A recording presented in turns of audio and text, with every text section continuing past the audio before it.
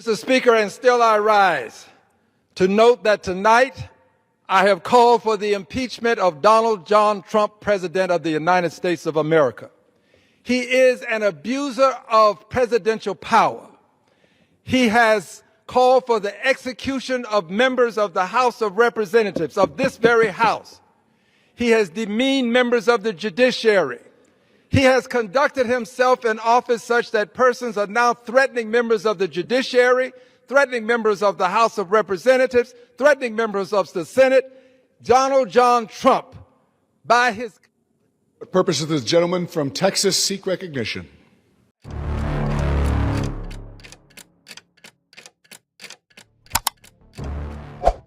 Il arrive parfois que le fonctionnement habituel des institutions soit sensiblement modifié. À Washington, un événement récent s'est distingué non pas par son dénouement immédiat, mais par ce qu'il a révélé des limites et des tensions du système politique. Le 14 décembre 2025, lors d'une session ordinaire de la Chambre des représentants à Washington, D.C., le député démocrate Al Green du Texas a rompu avec la prévisibilité institutionnelle en montant à la tribune et en déclarant devant les caméras et ses collègues de l'Assemblée que les États-Unis étaient entrés dans un compte à rebours pour la destitution du président Donald Trump. Cette intervention, inattendue par son contenu et sa force, a transformé un moment de routine législative en un tournant institutionnel, projetant sur le Congrès une tension qui semblait jusqu'alors limitée à l'environnement des disputes partisanes et des manœuvres en coulisses. Le discours ne s'est pas limité à signaler le mécontentement à l'égard des mesures prises par l'exécutif ou à réitérer des critiques ponctuelles à l'égard de politiques publiques spécifiques. Il s'agissait d'une accusation formelle, dotée d'une argumentation cohérente, de fondements juridiques explicites et d'un appel public direct, avec l'objectif clair d'inscrire à l'ordre du jour législatif une proposition de responsabilisation présidentielle. L'impact de cet épisode ne s'est pas limité au résultat immédiat du vote qui a suivi. Bien que la majorité républicaine ait réussi à classer la résolution par une manœuvre réglementaire, 140 députés démocrates ont voté en faveur de son adoption. Ce nombre, qui correspond à une part importante du groupe d'opposition, a été interprété par les analystes législatifs comme un signe sans équivoque de réorganisation tactique au sein du Parti démocrate. Plus qu'une manifestation isolée, le vote a révélé un soutien transversal à la proposition d'Al Green, réunissant des parlementaires de divers courants idéologiques, y compris des représentants de circonscriptions modérées et de régions électoralement compétitives. Cette donnée modifie qualitativement le paysage politique du Congrès, car elle révèle que la destitution, même si elle a été momentanément classée, est désormais considérée comme une option institutionnelle légitime par un nombre important de membres de la Chambre. Cet épisode est donc désormais considéré non seulement comme une tentative de sanction avortée, mais aussi comme la consolidation d'un dossier officiel, susceptible d'être rouvert à l'avenir.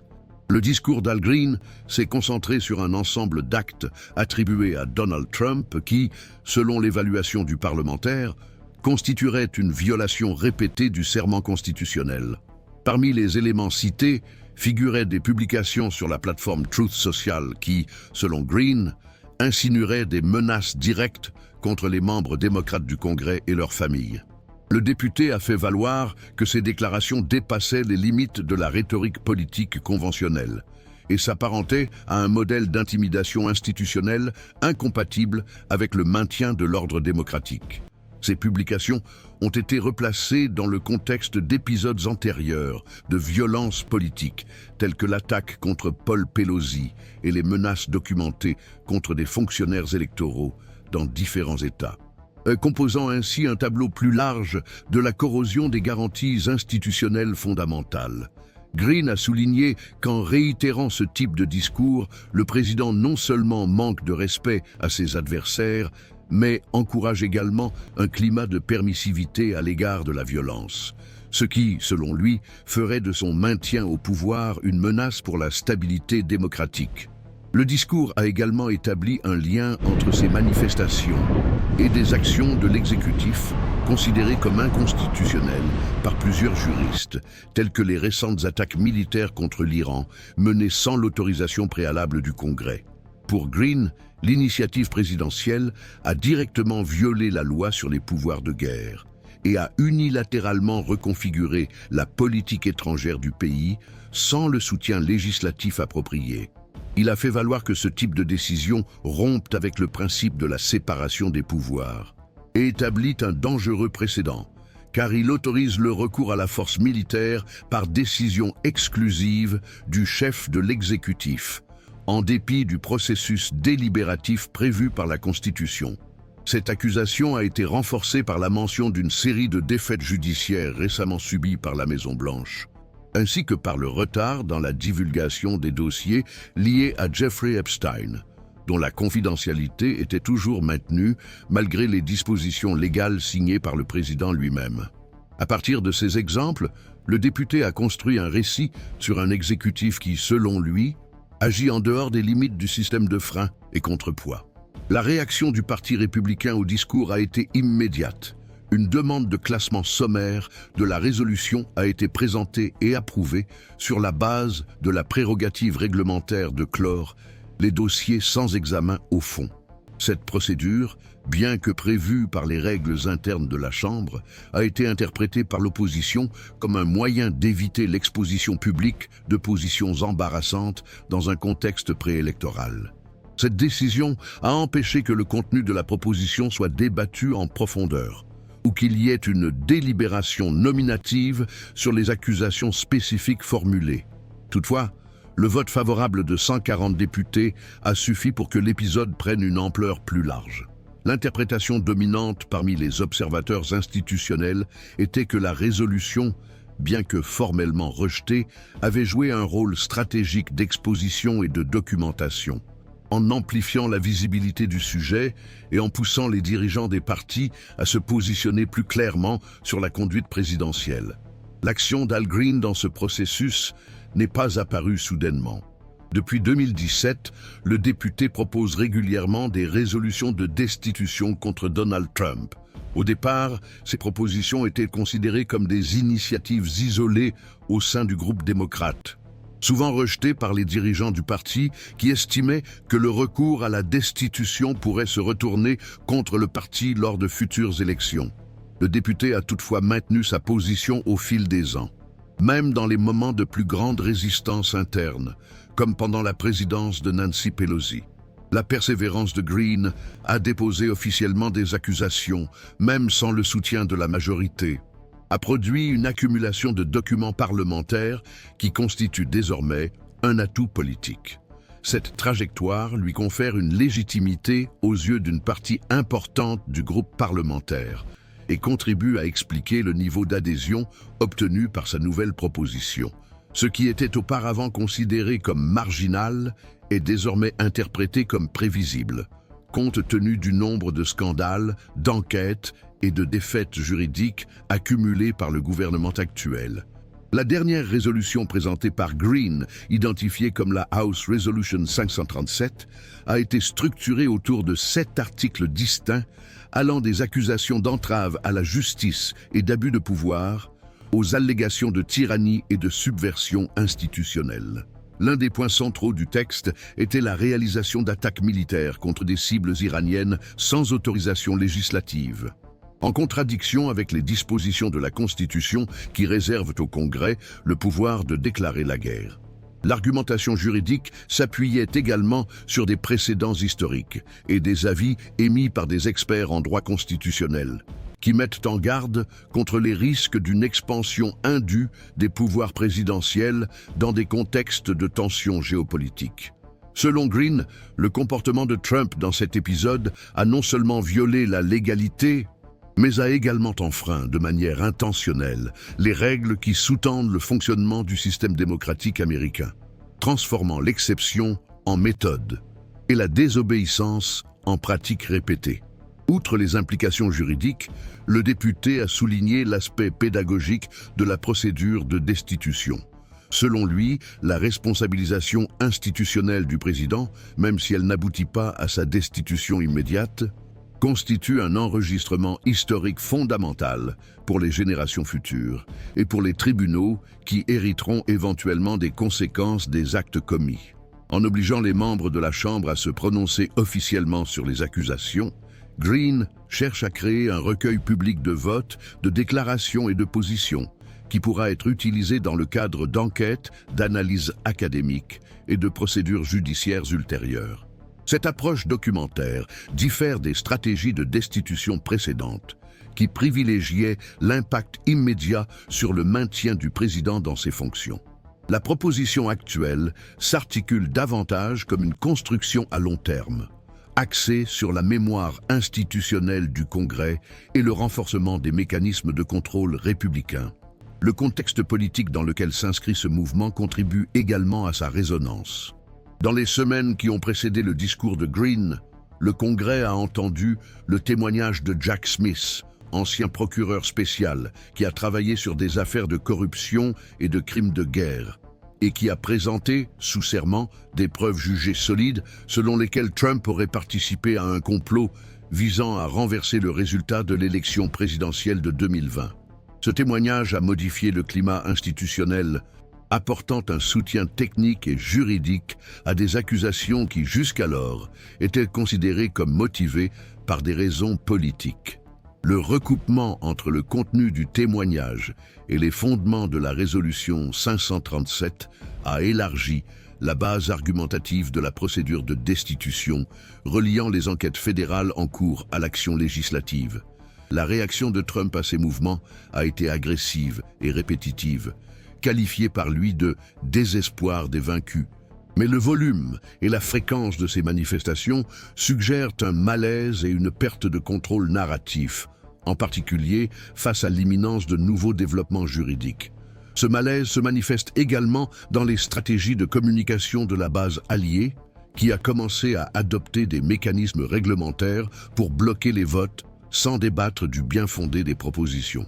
Bien qu'efficaces d'un point de vue tactique, ces manœuvres n'empêchent pas l'aggravation de l'usure politique. Au contraire, l'insistance à empêcher la Chambre de débattre publiquement des accusations alimente la perception qu'il existe un effort délibéré pour protéger le président, même face à des preuves croissantes d'irrégularité. Greene et ses alliés utilisent cette résistance comme argument supplémentaire pour défendre l'importance du processus, soutenant que le fonctionnement même du pouvoir législatif est compromis par une majorité qui refuse de remplir le rôle de contrôle qui lui est attribué par la Constitution. C'est dans ce contexte que le député annonce son intention de présenter une nouvelle proposition avant Noël, intégrant cette fois-ci les scandales les plus récents et les éventuelles révélations des archives Epstein si elles sont effectivement rendues publiques conformément à la loi. La poursuite de ce processus, même après l'échec initial, révèle une stratégie politique qui va au-delà de l'espoir d'un succès immédiat. Greene semble fonctionner selon une logique d'accumulation institutionnelle. Chaque tentative archivée, chaque vote enregistré, chaque déclaration documentée compose une mosaïque de responsabilisation qui pourrait, à un moment donné, produire des effets cumulatifs dans les domaines juridiques, électoral ou historiographiques.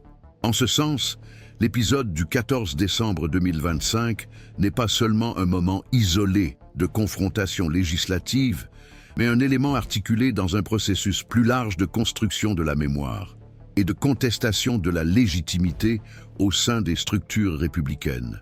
La question qui reste en suspens et qui sera encore explorée dans les prochains blocs concerne les limites et les implications de cette stratégie face à un scénario électoral incertain et à une configuration institutionnelle qui favorise encore la protection présidentielle. La convergence institutionnelle qui s'est formée autour de l'épisode mettant en scène Al Green s'explique par plusieurs niveaux de tensions accumulées qui ne se limitent pas au contexte spécifique de la résolution 537, mais s'étendent à un champ de dispute plus large impliquant des précédents constitutionnels, des mécanismes de contention législative et le rôle des institutions fédérales face à l'expansion du pouvoir exécutif. C'est dans ce contexte que l'initiative du député texan acquiert une dimension politique, non seulement comme un nouveau chapitre dans le conflit entre l'opposition et le gouvernement, mais aussi comme un effort pour reconstruire les cadres interprétatifs de la responsabilité présidentielle à un moment d'asymétrie institutionnelle croissante. La déclaration de Green est intervenue quelques jours après le témoignage de l'ancien procureur Jack Smith, qui a présenté à une commission de la Chambre des représentants des preuves jugées substantielles que Donald Trump aurait agi consciemment pour subvertir le résultat de l'élection de 2020. Cette présentation, faite sous serment et consignée dans un procès-verbal officiel, a fourni au pouvoir législatif un nouvel élément juridique pour reconfigurer la lecture dominante de l'ensemble des pratiques de l'exécutif. Le lien entre le travail de Smith et le contenu de la résolution proposée par Green va au-delà d'une simple coïncidence de calendrier. Ces deux initiatives soulignent la nécessité d'établir une ligne de responsabilité transversale, qui ne dépendent pas exclusivement de la configuration momentanée des majorités parlementaires.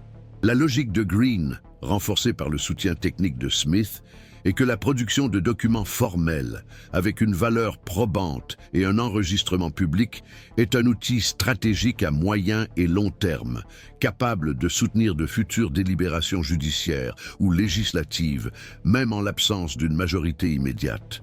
Cette position se distingue des précédentes tentatives de destitution, qui ont parfois été interprétées comme des gestes ou des mouvements tactiques visant à faire pression sur les médias. Le processus actuel s'articule de manière plus explicite avec les mécanismes de contrôle horizontal du pouvoir, tels que le pouvoir judiciaire et le ministère public, dans une tentative de construction interinstitutionnelle de la responsabilité. Un autre facteur qui aide à expliquer la résonance de la proposition présentée par Green est l'ensemble des enquêtes parallèles qui touchent des figures clés de l'administration Trump. La proximité temporelle entre la présentation de la résolution 537 et l'avancement des procédures impliquant des proches alliés du président, comme les scandales liés à l'utilisation d'informations privilégiées par d'anciens membres de l'équipe économique, les accusations d'obstruction législative par des membres du cabinet, et la résistance continue de la Maison-Blanche à se conformer aux décisions judiciaires, a contribué à faire passer le geste de Green pour un élément d'une tendance plus large, et non comme une action isolée. L'accumulation des scandales et la simultanéité des enquêtes offrent au pouvoir législatif une base argumentaire plus large pour remettre en question la gouvernabilité sous Trump, en se concentrant non seulement sur la figure présidentielle, mais aussi sur l'écosystème institutionnel qui la soutient. La réaction des milieux juridiques et universitaires au discours de Green fournit également des indices importants sur l'évolution du débat.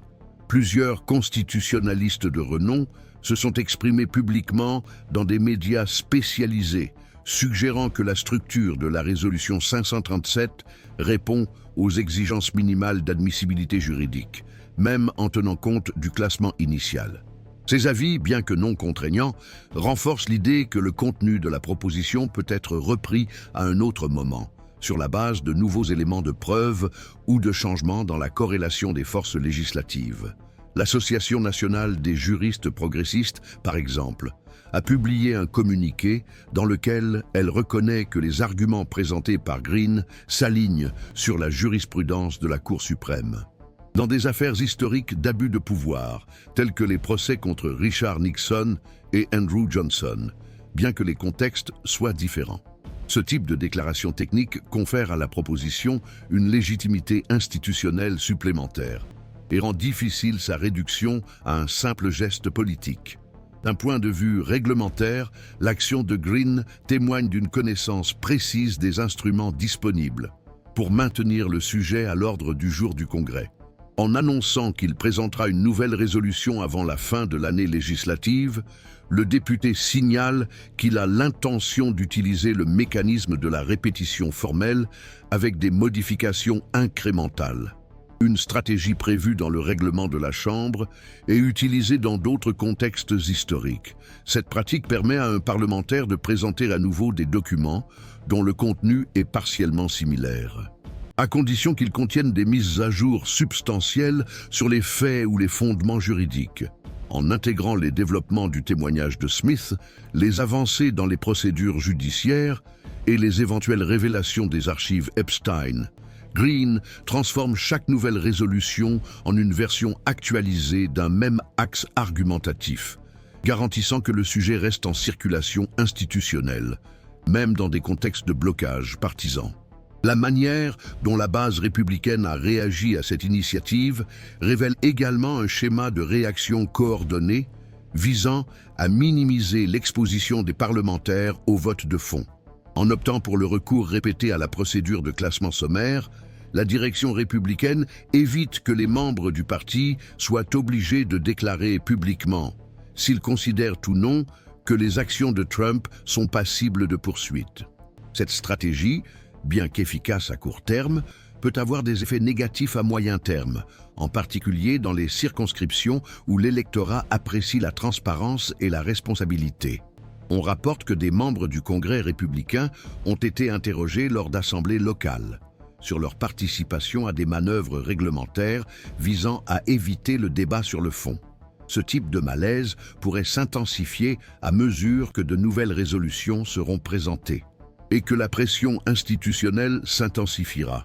La stratégie adoptée par Green se distingue également par son ancrage dans des fondements constitutionnels, et non seulement dans des arguments moraux ou politiques.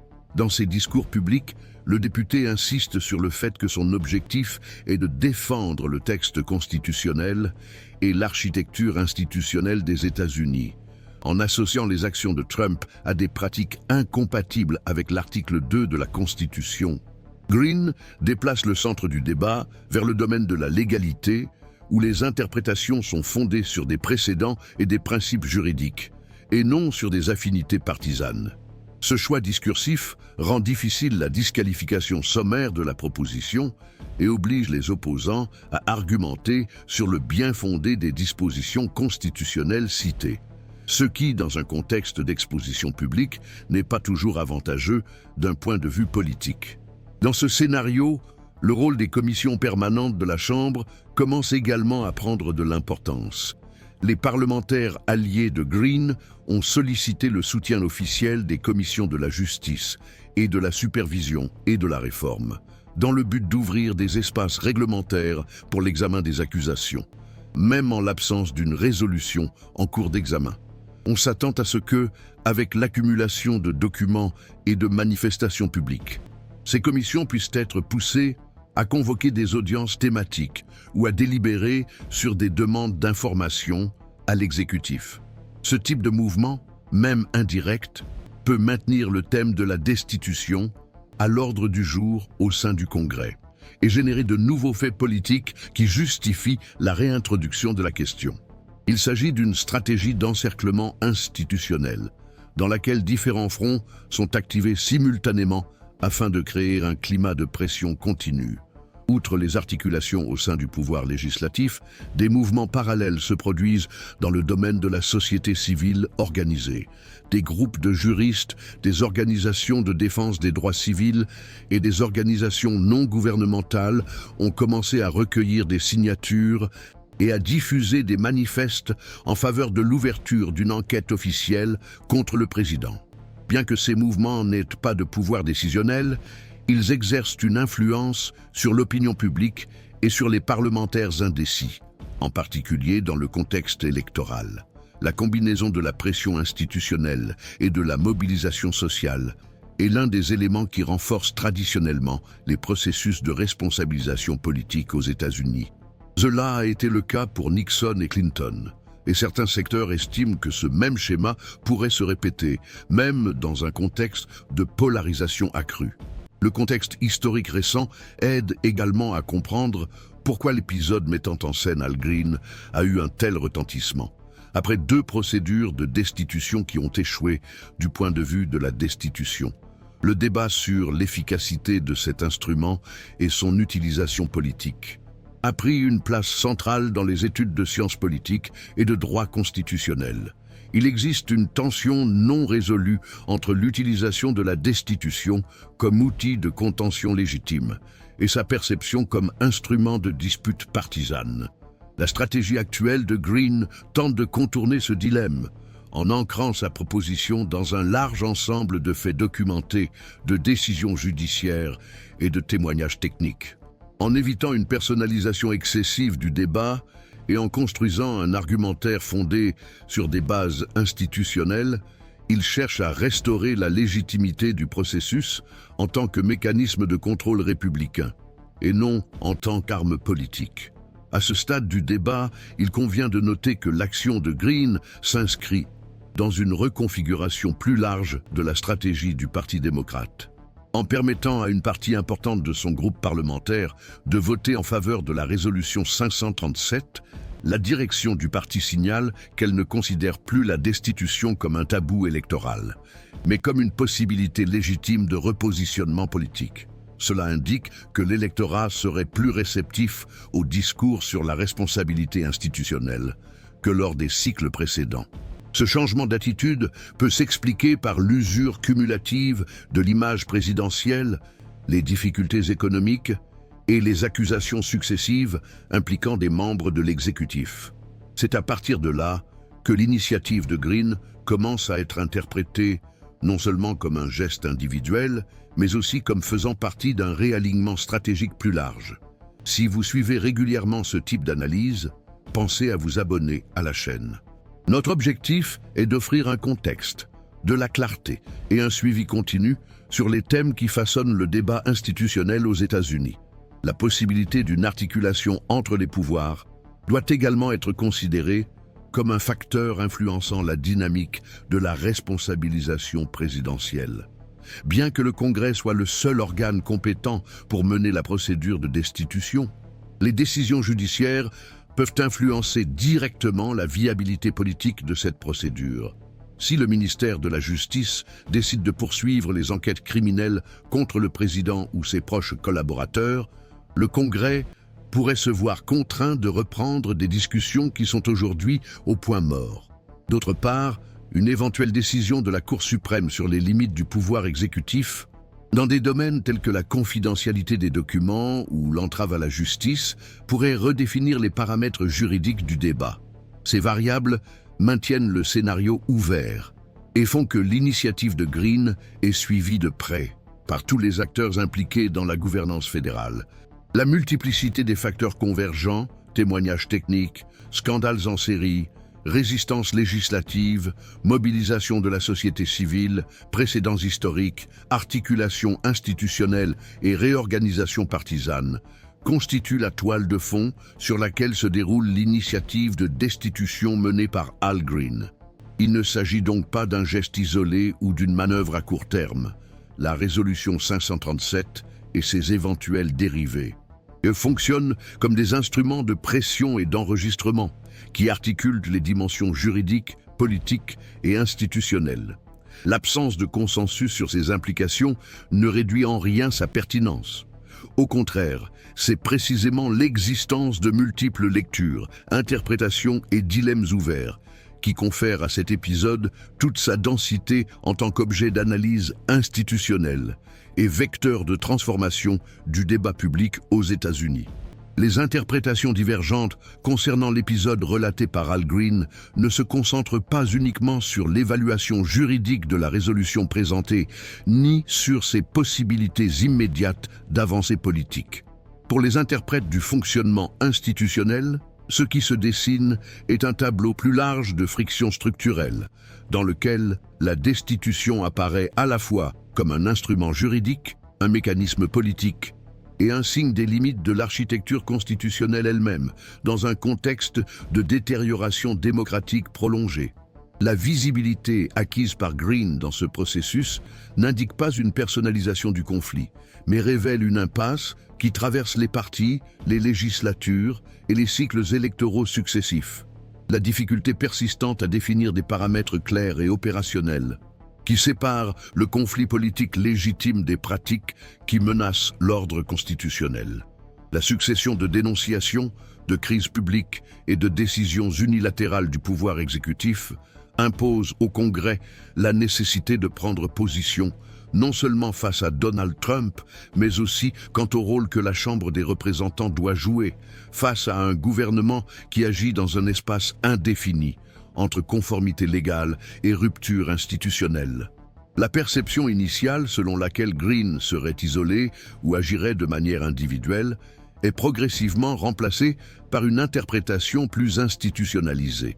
Dans cette lecture, il est désormais considéré comme l'expression d'un courant en expansion au sein du Parti démocrate, qui voit la formalisation documentaire comme un outil de responsabilisation à long terme, même si le résultat immédiat est le classement des initiatives. Ce courant parie que l'accumulation de registres officiels, de votes nominatifs, d'avis techniques et de manifestations en plénière constituera une base institutionnelle capable de soutenir de futurs revirements politiques ou judiciaires. C'est pourquoi même les parlementaires conscients des limites du scénario actuel se montrent disposés à soutenir de nouvelles résolutions. La présence de représentants considérés comme modérés parmi les 140 votes favorables renforce l'idée que la destitution n'est plus une cause marginale et fait désormais partie du répertoire institutionnel du parti, en tant que réponse légitime à des comportements répétés interprétés comme abusifs. Néanmoins, il n'y a toujours pas de consensus, tant parmi les secteurs progressistes que parmi les analystes indépendants, sur le rôle que la destitution doit jouer à ce moment précis. Certains critiques affirment qu'insister sur des résolutions ayant peu de chances d'être approuvées par le Sénat renforce le discours du gouvernement sur la persécution politique et affaiblit la capacité de l'opposition à se présenter comme une alternative de stabilité institutionnelle. Dans cette optique, l'instrument perd de sa force lorsqu'il est utilisé à plusieurs reprises sans perspective concrète de conclusion, devenant ainsi un élément supplémentaire du conflit symbolique.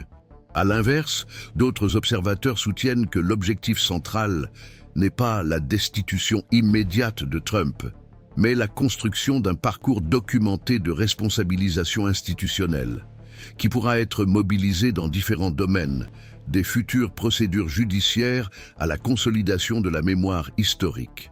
Cette tension entre efficacité immédiate et impact structurel est au cœur des divergences autour de la stratégie adoptée par Green. La position du Parti républicain face à ces initiatives montre également des signes d'adaptation, bien que de manière peu explicite. Le recours récurrent à des expédients réglementaires pour mettre fin aux résolutions sans débat public indique une crainte croissante de l'exposition, en particulier sur des questions juridiquement sensibles, telles que les actions militaires contre l'Iran et la rétention de documents officiels. L'absence de défense substantielle de la conduite présidentielle, remplacée par des mécanismes techniques de blocage, est interprétée par certains analystes comme une reconnaissance implicite de la cohérence des accusations, même si elles ne sont pas suffisantes pour entraîner une action immédiate. En évitant la confrontation directe, les dirigeants républicains optent pour une stratégie de contention, cherchant à préserver la base électorale du président, sans prendre le risque d'approuver explicitement ses décisions. Cette position subit toutefois une pression croissante, due à des divisions internes et à des voix qui, sans rompre avec Trump, défendent une plus grande transparence institutionnelle, afin de préserver la crédibilité du parti. Le rôle joué par les médias dans ce processus reste marqué par l'ambiguïté.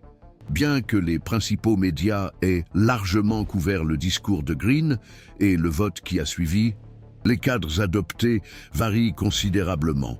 Alors que les plateformes à profil analytique ont mis l'accent sur les aspects constitutionnels et les précédents historiques, les médias alignés sur la droite ont traité cet épisode comme un nouveau chapitre de ce qu'ils décrivent comme une offensive juridique contre Trump. Cette disparité reflète le degré élevé de polarisation du débat public aux États-Unis. Mais elle met également en évidence la difficulté d'établir un consensus minimal sur ce qui constitue une violation institutionnelle grave.